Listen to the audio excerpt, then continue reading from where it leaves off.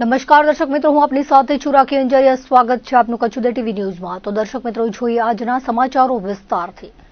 પૂર્વ કચ્છ પોલીસ દ્વારા ચલાવવામાં આવી રહેલા no drugs in east Kutch અભિયાન અંતર્ગત અંજાર પોલીસ મથકની ટીમે બાતમીના આધારે વરસાણા ગામ પાસે આવેલી એક હોટલ પર દરોડો પાડીને 4,47,000ની કિંમતના હેરોઇન સાથે એક આરોપીની ધરપકડ કરી છે. સરહદી રેન્જ આઈજી ચિરાગ કોરડિયા અને પૂર્વ કચ્છ પોલીસ અધિક્ષક સાગર બાગમારની સૂચના હેઠળ પોલીસની ટીમ ડ્રગ્સની હેરાફેરી રોકવા માટે સતર્ક હતી. આ દરમિયાન પોલીસ ઇન્સ્પેક્ટર AR ગોહિલ અને તેમની ટીમની ચોક્કસ બાતમી મળી હતી કે વરસાણા ગામના બસ સ્ટેશન પાસે આવેલી હોટલ પર નશીલા પદાર્થનું વેચાણ થઈ રહ્યું છે. પોલીસે તુરંત કાર્યવાહી કરીને હોટલ પર દરોડો પાડ્યો હતો, જ્યાં તપાસ દરમિયાન 22.37 ગ્રામ હેરોઇન મળી આવ્યું હતું. પકડાયેલા આરોપીની ઓળખ પ્રકાશકુમાર હરિંગારામ બિશ્નોઈ તરીકે થઈ છે, જે મૂળ રાજસ્થાનના બાડમેર જિલ્લાનો વતની છે અને હાલ વરસાણામાં આ હોટલ ચલાવે છે. પોલીસની પ્રાથમિક પૂછપરછમાં આરોપીએ કબૂલાત કરી હતી કે તે હોટલ પર આવતા ગ્રાહકોને છૂટક રીતે ડ્રગ્સ વેચતો હતો.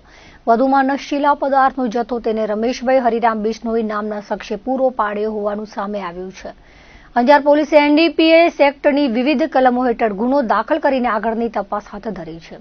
મહત્વનું એ છે કે ભીમાસર ભૂટકિયામાં રેન્જ પોલીસે 9 કરોડની નશાની ખેતી પકડી પાડ્યા બાદ જિલ્લામાં પોલીસનો 5મો કેસ છે. પૂર્વ કચ્છ પોલીસ ફરી એક વખત મેદાનમાં આવી છે. 2 મહિનામાં ડ્રગ્સના 15 કેસ શોધવામાં આવ્યા છે. ગત વર્ષે આ સમયગાળામાં 3 કેસ હતા. પૂર્વ કચ્છમાં નશાના દૂષણને જળમૂળથી ઉખેડી નાખવા માટે પોલીસ તંત્ર દ્વારા આરંભાયેલું છે નો ડ્રગ્સ ઈસ્ટ કચ્છ અભિયાન અત્યારે પૂરજોશમાં ચાલી રહ્યું છે.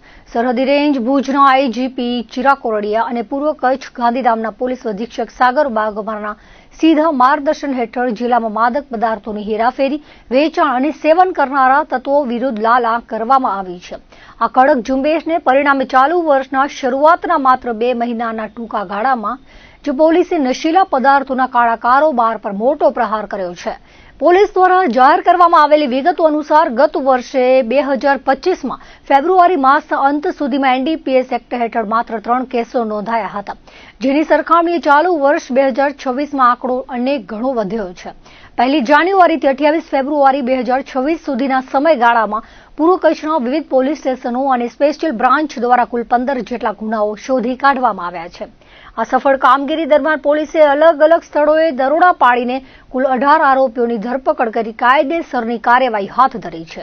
આ કામગીરીમાં સૌથી વધુ સફળતા સ્પેશિયલ ઓપરેશન ગ્રુપને મળી છે. પોલીસ તંત્ર દ્વારા જાહેર જનતાને નશાબંધીના અભિયાનમાં જોડાવા માટે ખાસ અપીલ કરવામાં આવી છે. પૂર્વ કચ્છ ગાંધીધામ જિલ્લાના કોઈ પણ વિસ્તારમાં જો માદક પદાર્થોનું ગેરકાયદેસર વેચાણ કે સેવન થતું હોય તો નાગરિકો નિર્ભય બનીને પોલીસને જાણ કરી શકે છે.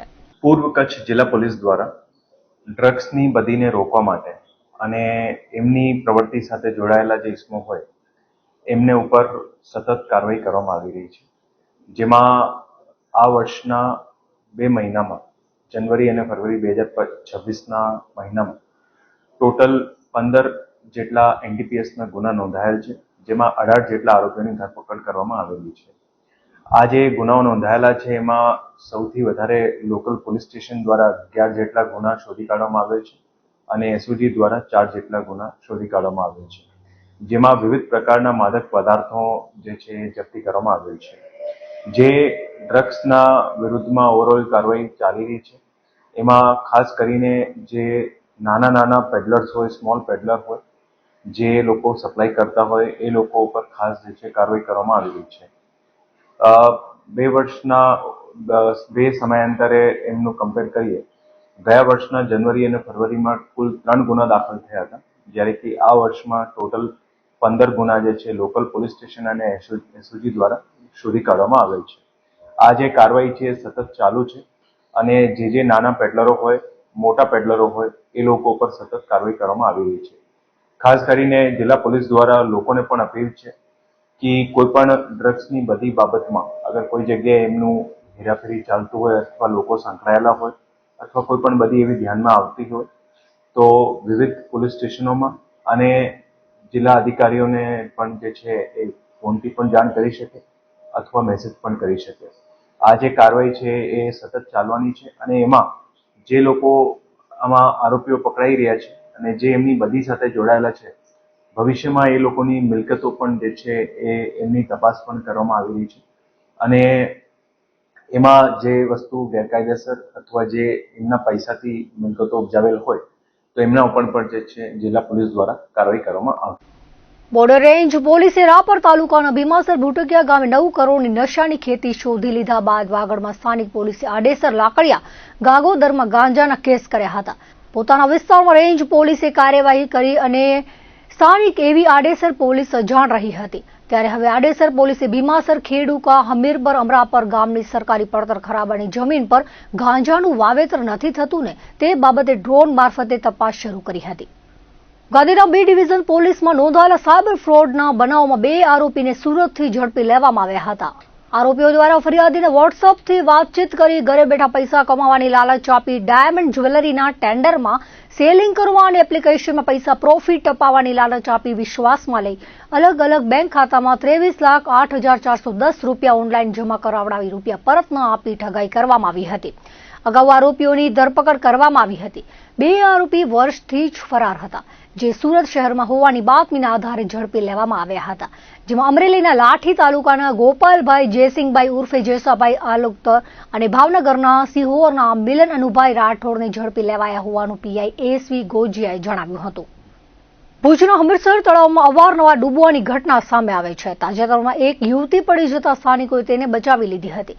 આ તરફ રાજેન્દ્ર બાગ પાસેના તળાવમાંથી વૃદ્ધનો મૃતદેહ મળી આવ્યો હતો. ભુજ ફાયર બ્રિગેડને ફોન કરવામાં આવ્યો હતો કે હમીરસર તળાવમાં કોઈ અજાણી વ્યક્તિ પડી છે. કોલની ગંભીરતા લઈ ફાયર ટીમ ધસી ગઈ હતી અને તળાવમાં બોડી બહાર કાઢવા પ્રયત્નો હાથ ધર્યા હતા. હતભાગીની લાશને બહાર કાઢી જીકે હોસ્પિટલમાં લઈ જતા તબીબે મૃત જાહેર કર્યા હતા. હોસ્પિટલ ચોકીએથી મળેલી વિગતો મુજબ જયનગરમાં રહેતા 81 વર્ષીય મોડજી દાનસિંહજી ભાટી હમીરસર તળાવમાં ડૂબી જતા મોત થયું હતું. બનાવથી અરેરાટી ફેલાઈ ગઈ હતી. કેવા સંજોગોમાં વૃદ્ધ પડી ગયા તે બાબતે પોલીસ દ્વારા તપાસ હાથ ધરવામાં આવી છે. તહેવાર અનુસંધાને Gandhidham A division PI MD ચૌધરીની આગેવાનીમાં પોલીસ દ્વારા ભારતનગર, તૈબા મસ્જિદ, સુંદરપુરી પાણીનો ટાંકો, શેતાન ચોક, લીલાશાહ રેડક્રોસ 4 રસ્તા, મામલતદાર રોડ, કચ્છ કલા 3 રસ્તા, ગાંધી માર્કેટ, ભાઈ પ્રતાપ સર્કલ, ઝંડા ચોક, જવાહર ચોક, ચાવલા ચોક સહિતના વિસ્તારોમાં પેટ્રોલિંગ કરવામાં આવ્યું હતું. આ સિવાય આદિપુર પોલીસ દ્વારા એસી બજાર, મદનસિંહ સર્કલ, 64 બજાર, આદિસર તળાવ સહિતના વિસ્તારોમાં ફૂટ પેટ્રોલિંગ સાથે ટ્રાફિકને લગતી કામગીરી કરવામાં આવી હતી. મુન્દ્રાની રુદ્રાક્ષ જ્વેલર્સમાં લૂંટ કરવાના બનાવમાં એલસીબી અને એસઓજી રાજસ્થાન અને યુપીમાંથી આરોપી સતીશ સોરણસિંહ શિકરવાલ તથા રાજેશ ઉર્ફે મોન્ટુ નરેશભાઈ પટેલ અને બંનેને આશરો આપનાર યુસુફ ઉર્ફે ટલો શરીફ ખાનને ઝડપી મુન્દ્રા પોલીસના હવાલે કરાયા હતા. પોલીસ દ્વારા ત્રણેયને કોર્ટમાં રજૂ કરી 7 દિવસના રિમાન્ડ મેળવાયા હતા. રવિવારે પોલીસ સ્ટેશનથી બારોઈ રોડ રુદ્રાક્ષ જ્વેલર્સ સુધી આરોપીઓને લઈ જઈ ઘટનાનું રિકન્સ્ટ્રક્શન કરાવાયું હતું. આરોપીઓને સરઘસ નીકળતા લોકો ઉમટ્યા હતા. ગળપાદર ગામનું મેઘાસર તળાવ જે વર્ષો સુધી ગામના પર્યાવરણ અને જીવન સાથે જોડાયેલ રહ્યું છે તેની હાલત ફરી એકવાર ગંભીર બની છે. વર્ષ 2024માં સમગ્ર ગ્રામજનો એકજૂટ થઈ તળાવની વિશાળ સફાઈ હાથ ધરી હતી. તળાવની ચારે બાજુ અહીં કચરો નાખો નહીં એવા સૂચના બોર્ડ લગાવી પ્રતિબંધ જાહેર કરવામાં આવ્યો હતો. ત્યારે ગામે સ્વચ્છતા અને પર્યાવરણ સંરક્ષણનો સંકલ્પ કર્યો હતો. પરંતુ સમય જતાં પરિસ્થિતિ ફરી વણસી છે. આ તળાવમાં ગંદકીના ઢગલા, પ્લાસ્ટિક, કચરો અને ગંદા પાણીના પ્રવાહને કારણે પાણી પ્રદૂષિત થઈ ગયું છે. ગંદકીના કારણે પાણીમાં રહેલી માછલીઓ મોટા પ્રમાણમાં મરી ગઈ છે. પાણીની સપાટી પર મૃત માછલીઓ તરતી જોવા મળે છે અને તળાવમાંથી ફેલાતી દુર્ગંધ સમગ્ર વિસ્તારમાં વ્યાપી રહી છે. મૃત માછલીઓમાં કીડાઓ પેદા થતા આરોગ્ય માટે ગંભીર જોખમ ઊભું થયું છે. ગ્રામજનોના જણાવ્યા મુજબ હવે આ પાણી પશુ, પંખી કે માનવ ઉપયોગ માટે યોગ્ય રહ્યું નથી. જો તાત્કાલિક સફાઈ નહીં કરવામાં આવે તો રોગચાળો ફાટી નીકળવાની શક્યતા છે. ગામના લોકોમાં ભય અને રોષ બંને જોવા મળી રહ્યા છે. ગત વર્ષે તળાવ ગ્રામ પંચાયત હેઠળ આવતું હતું, જ્યારે હવે મહાનગરપાલિકા કાર્યક્ષેત્રમાં આવે છે. મહાનગરપાલિકા દ્વારા સફાઈ ઝુંબેશ ચાલી રહી હોવાનો દાવો કરવામાં આવે છે, પરંતુ મેઘાસર તળાવ મામલે માત્ર દેખાવ પૂરતી કાર્યવાહી થઈ હોવાનું ગ્રામજનો આક્ષેપ કરે છે. તેમના જણાવ્યા મુજબ અધિકારીઓ મોટી ગાડીઓ સાથે આવ્યા, હાથમાં જાગૃતિ બેનર અને સાધનો લઈને ફોટોગ્રાફી કરી અને વાસ્તવિક સફાઈ કર્યા વગર પરત ફરી ગયા. ગ્રામજનોનો સ્પષ્ટ સવાલ છે કે જો સફાઈ થઈ છે તો તળાવમાં તરતી મૃત માછલીઓ કેમ દેખાય છે? કમિશનર તથા સંબંધિત અધિકારીઓને સ્થળ પર આવી ગ્રાઉન્ડ રિયાલિટી ચેક કરવા ખુલ્લી અપીલ કરવામાં આવી છે. તેઓ જાતે તળાવની મુલાકાત લઈ પાણીની હાલત અને ફેલાતી દુર્ગંધનો અનુભવ કરે તેવી માંગ છે. પરિસ્થિતિને ધ્યાનમાં રાખી ગામના સેવાભાવી યુવાનો અને આગેવાનો દ્વારા 15 દિવસીય સ્વૈચ્છિક તળાવ સફાઈ અભિયાન શરૂ કરવામાં આવ્યું છે. દરરોજ સવારે 9 વાગ્યાથી ગ્રામજનો મળીને કચરો અને મૃત માછલીઓ દૂર કરવાની કામગીરી કરશે. ગ્રામજનોને આ અભિયાનમાં જોડાઈ તળાવને ફરી સ્વચ્છ બનાવવા અપીલ કરવામાં આવી છે. સાથે જ મહાનગરપાલિકા તાત્કાલિક મશીનરીથી સંપૂર્ણ સફાઈ કરે, મૃત માછલીઓનું યોગ્ય નિવારણ કરે, ભવિષ્યમાં ગંદકી રોકવા સુરક્ષા દિવાલ બાંધે અને તળાવનું બ્યુટિફિકેશન કરે તેવી માંગ ઉઠી છે. રાષ્ટ્રીય સ્વયંસેવક સંઘના શતાબ્દી મહોત્સવ નિમિત્તે આદિપુરમાં વિરાટ હિન્દુ સંમેલન યોજાયું હતું, જેમાં સંતો, મહંતો, વિશેષ મહિલા અગ્રણી તેમજ હિન્દુ સમાજના લોકો ઉપસ્થિત રહ્યા હતા.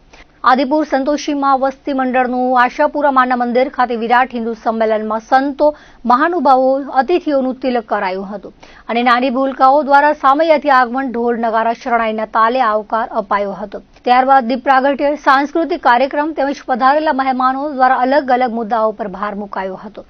અંતમાં મા ભારતીની આરતી કરાઈ હતી. ત્યારબાદ ભોજન પ્રસાદ કરવામાં આવ્યો હતો. કાર્યક્રમને સફળ બનાવવા હિન્દુ સંમેલન સમિતિના તમામ સભ્યોએ જહેમત ઉઠાવી હતી.